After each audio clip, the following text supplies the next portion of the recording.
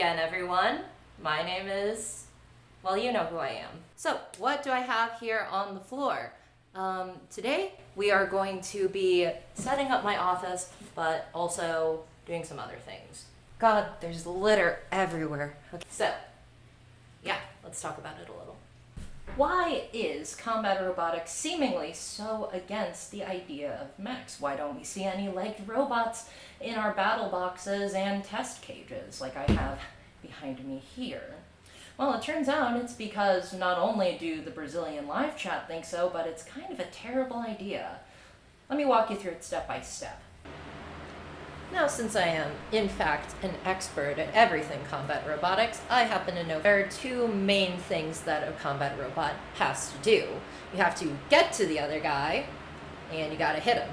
Formatted to keep your attention, let's start with using an example. Mr. Box here has an appreciable mass. Now, this appreciable mass also has a friction coefficient, which means he has a lot of sliding friction. In order to overcome this and translate along the ground, we need to give him some point of contact with the ground that is separate from his body. Now, if we connect that separate point of contact to his body using a string so that it can transfer force, now we can turn that appreciable mass and the friction coefficient into frictional force. This frictional force can then be used to move Mr. Box along the ground in relation to the point of contact on the floor.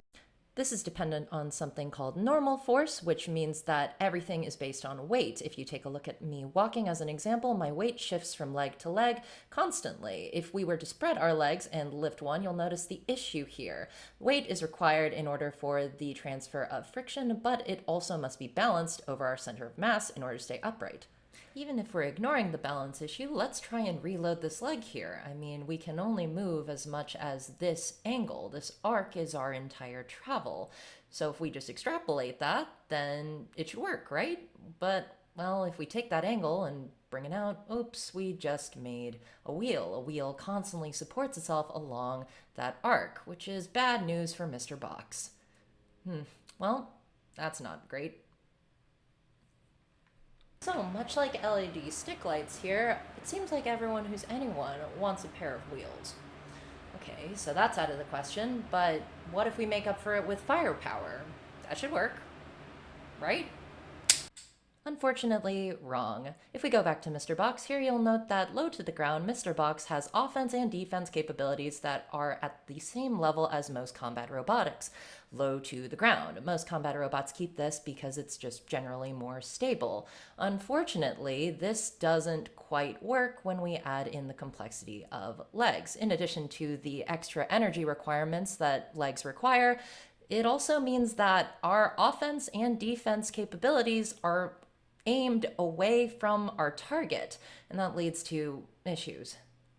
Remember that on top of everything that we just talked about with the friction and the balance and the weight, well, not only are those hard to accomplish with legs, but it's insanely complex to actually put something together that can accurately do it. I mean, all of these moving parts and gizmos and gadgets, it's really what killed Game Over here.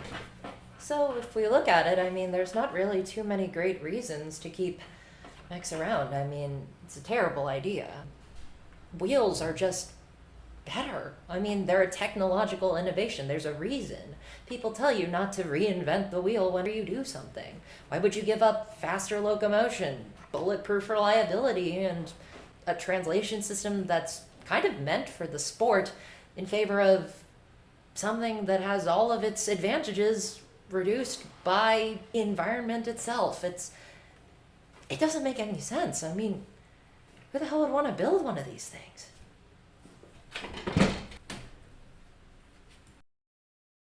My favorite part of every recording I do is that the lighting changes in between scenes because it takes me hours to film.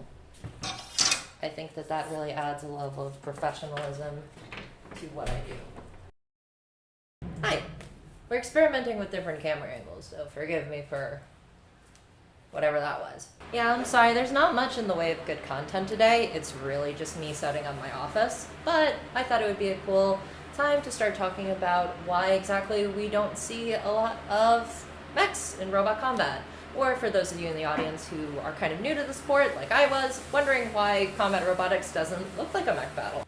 I know that you're all eager for updates, but unfortunately I don't really have a ton, mainly because building combat robots is no longer my day job. That being said, there's a lot of really cool stuff that I have planned in the future.